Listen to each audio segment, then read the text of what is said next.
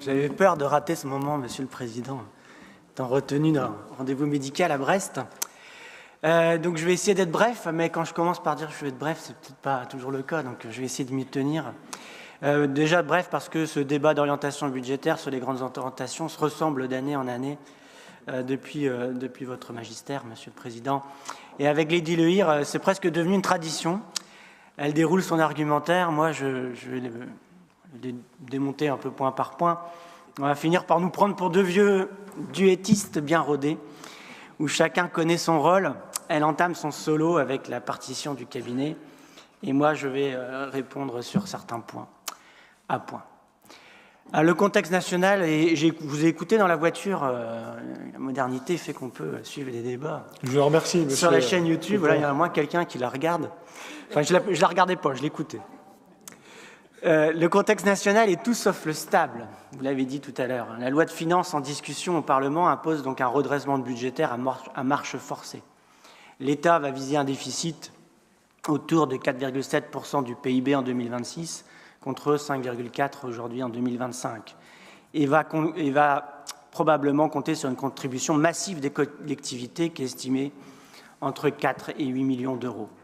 Cela se traduira par des contraintes directes pour les départements, des gels de fractions de TVA, du DILICO, une DGF qui augmente en trompe-l'œil parce qu'elle s'accompagne d'un autre côté par des prélèvements cachés ou des baisses de cofinancement.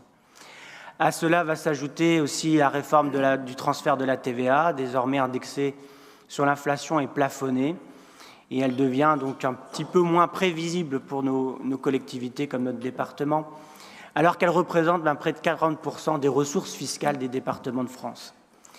Autrement dit, nos recettes dépendront maintenant d'arbitrages de plus en plus nationaux qui sont malheureusement de plus en plus mouvants. La perte de l'autonomie fiscale voulue par les gouvernements macronistes successifs mettent les collectivités sous une tutelle de l'État. Parlons des engagements, même désengagement, on peut le faire en un seul mot, de l'État. Depuis des années, il transfère des compétences aux départements sans transférer les moyens correspondants. Vous l'évoquiez tout à l'heure dans les propos liminaires. Le RSA, l'APA, la PCH, la protection de l'enfance, autant de politiques nationales assumées localement mais financées à crédit par nos budgets départementaux. Chaque année, nous rappelons que cette ardoise qui ne cesse de s'alourdir. La Cour des comptes elle-même souligne ce déséquilibre concernant les départements. Ils sont devenus les amortisseurs sociaux de la République, mais sans compensation intégrale. Résultat, nous finançons des missions essentielles avec des ressources qui sont de plus en plus fragiles. Alors, Monsieur le Président, vous nous présentez un département qui investit massivement dans les politiques sociales. Mais dans le même temps, et on l'a déjà évoqué ici, vous liquidez des outils essentiels de prévention, que le rappelait mon collègue Kevin Faure tout à l'heure. Tout disparaît sous couvert d'économie.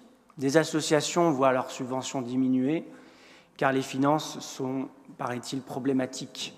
Résultat, on dépense ailleurs, mais on ne prévient plus. Ce constat est sérieux et grave. Il questionne le cadrage de vos priorités budgétaires et montre qu'en matière de prévention, on sacrifie l'efficace sur l'autel de la rigueur comptable à court terme. Pourtant, mes collègues y reviendront dans la journée. Faire de tels choix politiques aujourd'hui revient à engager de fortes dépenses de solidarité dans les années à venir. Monsieur le Président, alors vous aimez rappeler que vous investissez plus que tous vos prédécesseurs. Alors c'est beau, c'est vrai, ça sonne presque comme un slogan électoral, on n'est pas encore en période électorale. Mais quand on regarde les chiffres, comment dire, en euros constants, et ça ressemble davantage à une stagnation qu'à une révolution. Et ce n'est pas mon collègue Bernard Pelter, vous attendez avec impatience ces éclairages sur les montants d'investissement et de l'inflation, qui manie donc ces données avec précision, qui me contredira. 130 millions en 2026, comme ce que vous avez prévu en 2025 au BP, puis finalement on voit que l'atterrissage sera plutôt au bord de 124 millions. Comme quoi, on l'a déjà dit ici, ce n'est pas en faisant des incantations qu'on arrive forcément à arriver à des chiffres d'investissement voulus. En 2026, vous espérez encore 130 millions d'euros. Et donc, si on enlève l'inflation, on sera aussi en léger recul par rapport à ces dernières années. Alors oui, vous investissez, mais surtout, dans la communication pour l'investissement. Et puis soyons honnêtes, Monsieur le Président, le département agit de plus en plus comme une banque des territoires, distribuant des subventions à tout va plutôt que comme un stratège qui porte des thématiques fortes.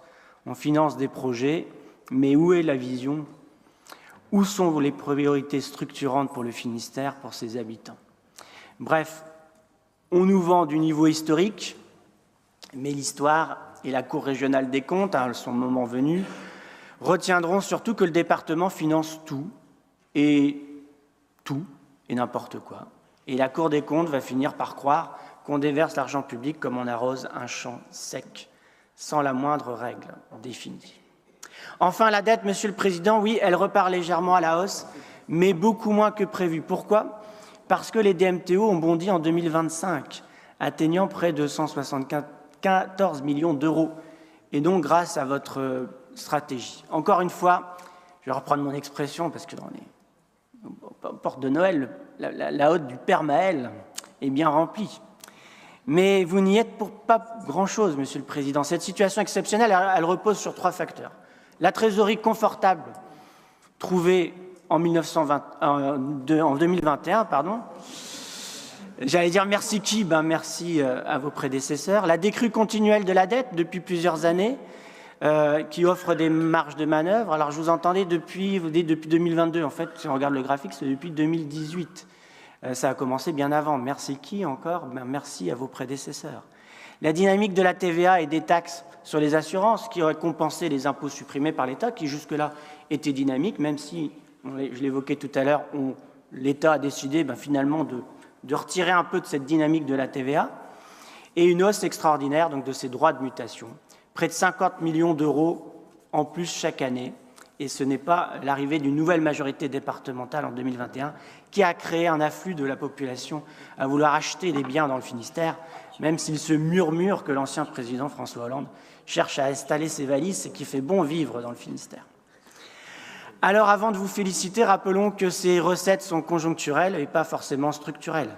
Le DOB nous annonce une capacité de désendettement à 2,5 ans, mais ce chiffre est dopé par le retrait, entre autres, des sections EHPAD vers l'ARS, 55 millions d'euros de moins, et surtout par les bonnes rentrées de DMTO, des taxes sur les assurances. Si ces rentrées d'argent se tarissent, forcément, notre capacité de désendettement va être impactée et on va se rapprocher de la moyenne des autres départements. Mais le rapport d'orientation budgétaire 2026 nous montre aussi une réalité. La situation financière de notre département est bien meilleure que celle qu'on avait projetée au début du BP 2025 et des autres départements. L'épargne nette se situe bien au-dessus du seuil d'alerte que nos départements voisins ou comparables à notre strate. Alors, comment justifier encore dans ce contexte les baisses d'aide aux associations, aux structures d'insertion et de prévention? On l'a déjà évoqué, et mes collègues le rediront. Attention à enlever les outils essentiels de prévention et d'insertion que vous réduisez en baissant les subventions à des centaines de structures qui font du Finistère ce qu'il est aujourd'hui et qui créent du lien et de la solidarité dans nos territoires. Nous ne pouvons pas accepter que l'argument de cette rigueur budgétaire serve encore de prétexte pour sacrifier certains partenaires, quand les chiffres prouvent que le département dispose de marges aujourd'hui intéressantes. Ce DOB n'est pas une alerte, c'est une démonstration. Le Finistère résiste mieux que la plupart des départements. Alors, Monsieur le Président, il est temps d'assumer vos priorités, vos choix, et vos choix sont, à notre avis, et pour les Finistériennes et les Finistériens, mauvais. Et pour finir, nous nous réjouissons d'avoir été entendus pour l'octroi de la prime exceptionnelle de fin d'année pour l'ensemble des agents de la collectivité. Ils méritent entièrement notre respect, eux qui travaillent au plus près de nos publics, les plus fragiles, les publics déjà délicats. Et la reconnaissance passe certes par une rémunération améliorée. Merci encore au DMTO, mais aussi et surtout par la considération que leur donne chaque jour à leur travail et à leur mission et aux moyens qu'on leur alloue. Merci à eux et merci de m'avoir écouté. Belle fête de fin d'année à tous les agents du département.